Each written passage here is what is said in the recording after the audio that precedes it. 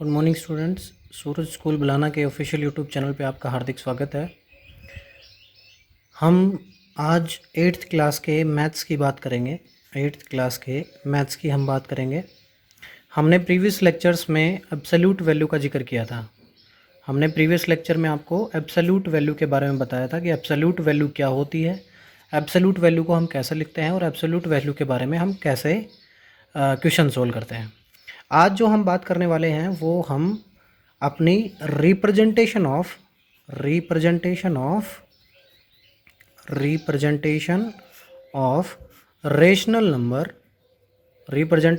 Rational number on ए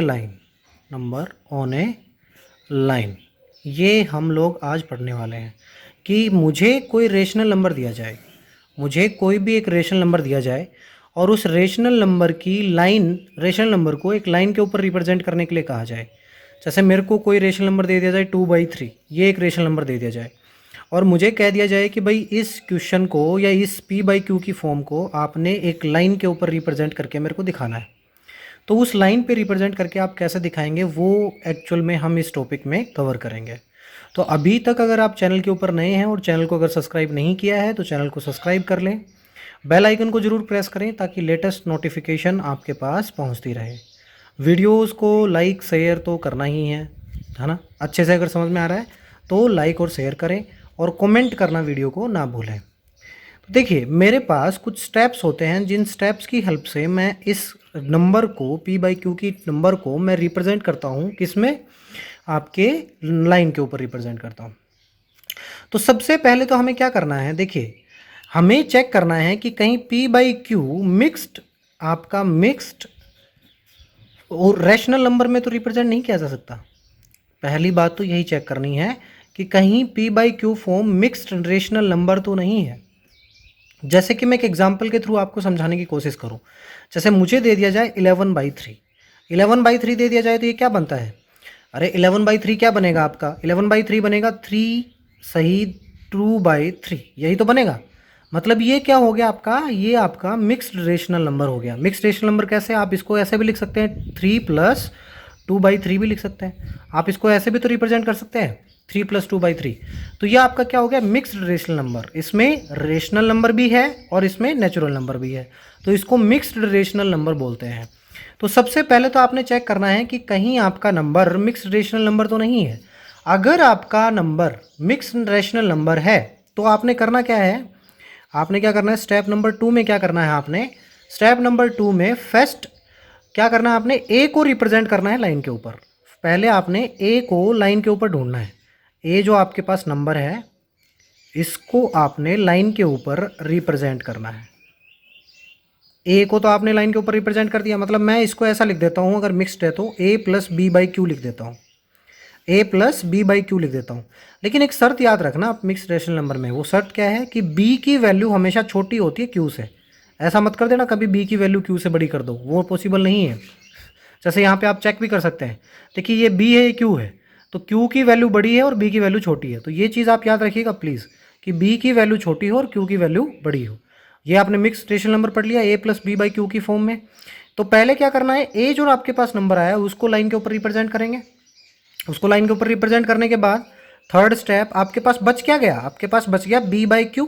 अरे आपके पास क्या बच गया, आपके पास B/Q तो बच गया। अब आपने B/Q को रिप्रेजेंट करना है। तो B/Q को कैसे रिप्रेजेंट करना है, हमने जो अपनी नंबर लाइन है, जो यूनिट लेंथ है, उसको हमने यूनिट लेंथ जितनी भी लेता हूँ, जैसे कि मैं यूनिट लेंथ की बात करूँ तो यूनिट लेंथ के बारे में एक बार समझा देता हूँ आपको, नहीं तो आप कंफ्यूज हो जाएंगे यूनिट लेंथ की क्या बात कर रहे थे। देखिए जैसे ये 0 है, 0 से 1 तक जाएंगे हम, नेचुरल सी बात है, 1 से हम 2 तक जाएंगे। तो जो ये डिस्टेंस है, ये जो डिस्टेंस है, इसको क्या बोलते हैं, इसको हम यूनिट लेंथ बोलते हैं। इसको क्या बोलते हैं, हम यूनिट लेंथ बोलते हैं, ठीक है। तो उस यूनिट लेंथ में कितने नंबर की लाइन रिप्रेजेंट करेंगे हम, उसमें हम नंबर लाइन खींचेंगे कितनी, हम उसको क्यू पार्ट में डिवाइड करेंगे। उस नंबर लाइन को हमने कितने पार्ट में, यूनिट लाइन जो है उसको क्यू पार्ट में डिवाइड करना है, ठीक है। अभी एग्जांपल से आपको और अच्छे से समझ में आ जाएगा। और हमें उसके क्यू पार्ट में डिवाइड कर दिया। जैसे कि मान लो कि मेरा यही एक नंबर था, मैं 2/3 यही नंबर में रिप्रेजेंट करना चाहता हूँ, 11/3 नंबर रिप्रेजेंट करना चाहता हूँ। मैं 11/3 एग्जाम्पल के थ्रू समझा रहा हूँ मैं आपको। देखिए ऐसे समझ में आए नहीं आए, लेकिन एग्जाम्पल से ज़रूर समझिएगा। 11/3 क्या है आपका भाई? मिक्स्ड रेशनल नंबर है। मिक्स्ड रेशनल नंबर कैसे है? हम इसको कैसे लिख सकते हैं? हम इसको लिख सकते हैं 3 सही 2/3, ऐसे भी लिख सकते हैं। मतलब हम इसको कैसे लिख सकते हैं? 3 + 2/3 भी लिख सकते हैं, ऐसे भी लिख सकते हैं। तो हमने क्या करना है, हमने देखिए ये मैंने लाइन खींचनी है, लाइन ड्रॉ करनी है, ये ड्रॉ कर दी मैंने लाइन। लाइन ड्रॉ करने के बाद देखिए ये 0 है, ये 0 है। 0 के बाद 1 2 और 3, 3 हो गया, ये 4 भाई, ये 1 ये 2 और ये 3 और ये 4। तो मतलब हमें 3 के पास तो पहुंचना ही पहुंचना है, उसके प्लस में भी कुछ ऐड करना है। अब ऐड कितना करना है? देखिए अब मेन बात कहाँ अटकती है कि ऐड कितना करना है। देखिए इसके 3 पार्ट करने हैं, इसके बाद हमें इस यूनिट लेंथ के कितने पार्ट करने हैं? देखिए क्यू पार्ट करने हैं। क्यू पार्ट कौन सा होता है? ये क्यू होता है। तो हमने क्यू पार्ट करने हैं, 1 2 और तीसरा, तो ये है ही। समझ में आ गई बात? 1 2 और तीसरा तो ये है ही। और फिर क्या कह रहा है हमें? फिर जो नेक्स्ट स्टेप है, स्टेप नंबर 4, कि हमने बी जो है वो हमें रिप्रेजेंट करनी है। बी जितनी भी यूनिट है वो हमें लाइन के ऊपर रिप्रेजेंट करनी है। बी यूनिट कितनी बनी? 1 और 2, मतलब ये पार्ट जो है, ये जो पार्ट है मेरा, ये पार्ट कौन सा बनेगा आपका? ये पार्ट आपका बनेगा 2/3 बनेगा। समझ में आ गई बात? और समझ में आई कि नहीं? अगर नहीं आई तो कोई बात नहीं, एक एग्जाम्पल हम और लेके चलते हैं, उस एग्जाम्पल से हम समझने की कोशिश करते हैं इस क्वेश्चन को और अच्छे से। देखिए मेरे पास एक क्वेश्चन दे रखा है कि मुझे 3/7 को किस पे रिप्रेजेंट करना है? मुझे 3/7 को मुझे नंबर लाइन पे रिप्रेजेंट करना है। बहुत इजी क्वेश्चन है, 3/7 को मुझे नंबर लाइन के ऊपर रिप्रेजेंट करना है। बहुत इजी है, बिल्कुल भी हार्ड नहीं है। कैसे नहीं है? देखिए सबसे पहले आपको एक चीज़ तो पता लगी गई। अब सबसे पहले क्या चीज़ पता लग गई आपको कि भाई मैंने क्या करना है, एक लाइन ड्रॉ कर लेनी है। ये मैंने लाइन ड्रॉ कर ली, मैंने। लाइन ड्रॉ करने के बाद देखिए यहाँ पे 0 होगा भाई, नेचुरल सी बात है, यहाँ पे 0 होगा। और 0 के बाद कहीं ना कहीं 1 भी आएगा।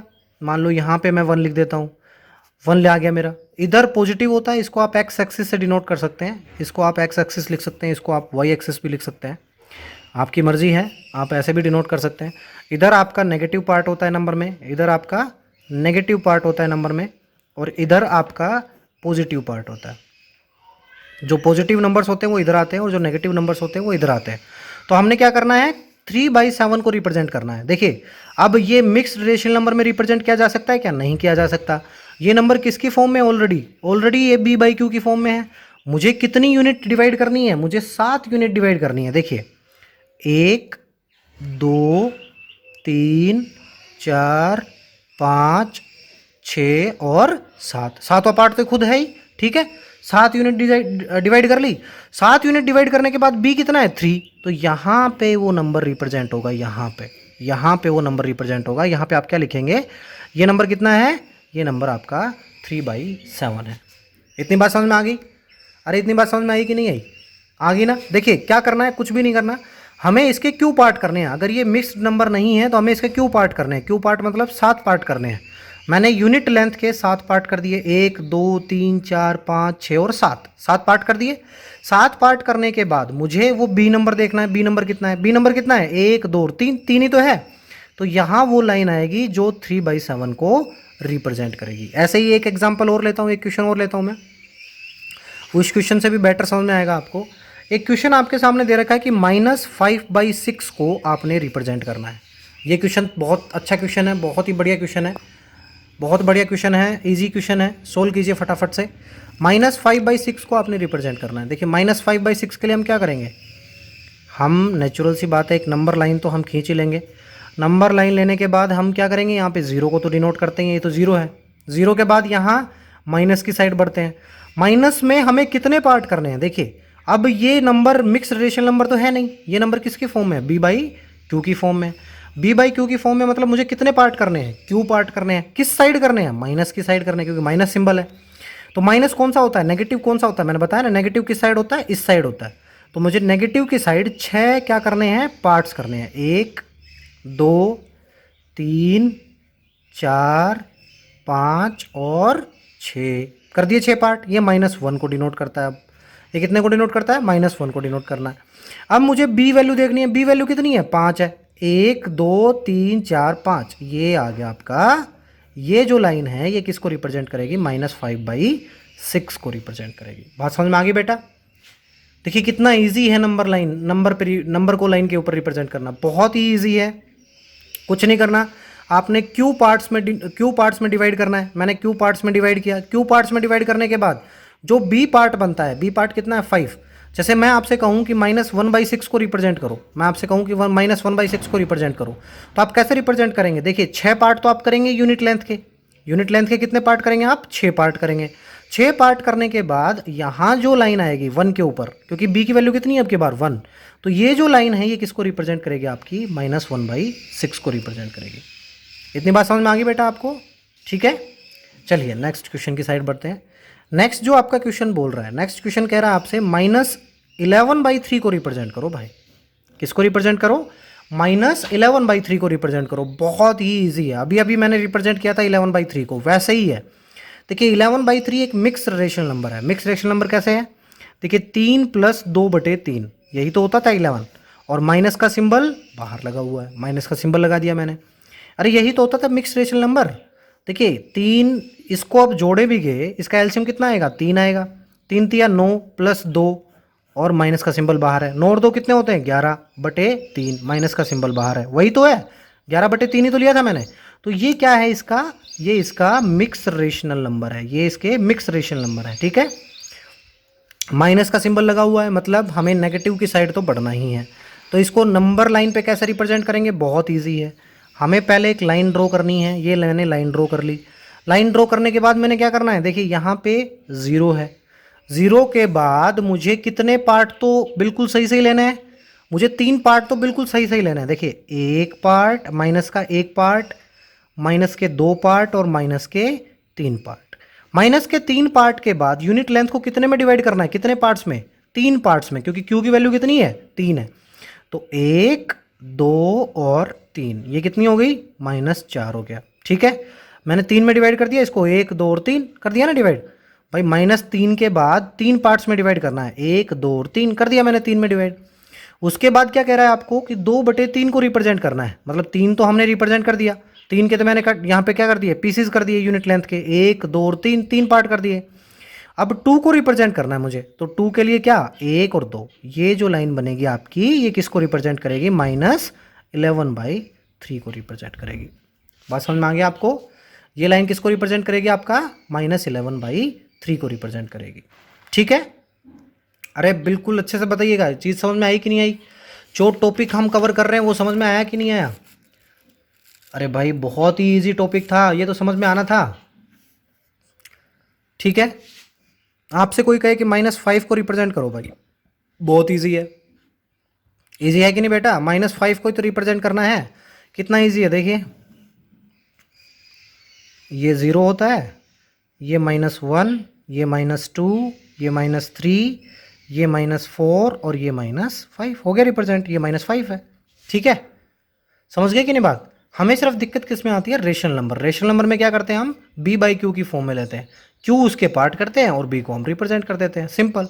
ठीक है, अगर कुछ नहीं भी समझ में आया है तो आप कमेंट करके मेरे को बता सकते हैं।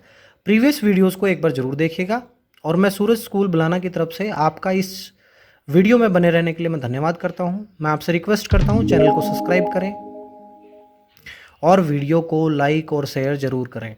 तो फिर मिलेंगे हम कल। आपका असाइनमेंट 1.2 कंप्लीट हो चुका है, असाइनमेंट 1.2, तो ये आपने घर से कंप्लीट करना है। असाइनमेंट 1.2 आपका कंप्लीट हो चुका है, तो ये आपने घर से कंप्लीट करना है। अगर भी कोई भी प्रॉब्लम आती है तो वो मेरे से फिर आपने कमेंट करके बतानी है कि मेरे को इस क्वेश्चन में ये प्रॉब्लम आ रही है। ठीक है, तो कल मिलेंगे एक नए टॉपिक के साथ, तब तक के लिए जय हिंद, जय भारत, धन्यवाद।